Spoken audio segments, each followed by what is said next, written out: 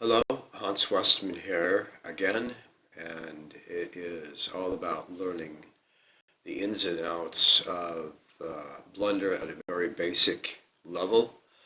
One thing that I thought would be right to cover, although it is not directly having to do with modeling in itself, is the organization of files. And if you take a look at this file structure, there is no place that I have been able to find inside of Blender that allows for creating a file structure where you can organize your different assets.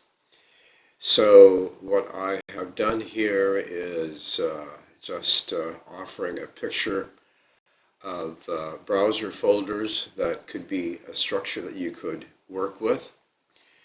If you take a look at the name Blender project folder structure, obviously you could change that name to whatever the project would be that you're working with. And typically you might be working with images that you're either going to render out or whatever. Movies, scenes would be your .blend folders. Sound, if you are at that level or you're working with animations eventually.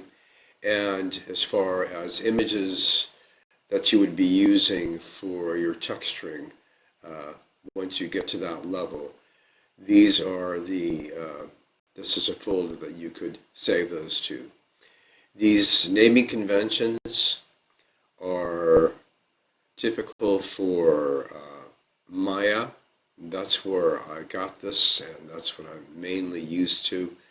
So I thought that I would just go ahead and use that as a reference for you all that would maybe need to do that. And that's basically it. So this is a standalone video for this so that you have the ability to just keep this up on your screen and create your folders if that's what you want to do. And just to let you know, there's a lot more folders which are auto-generated when you're working with Maya.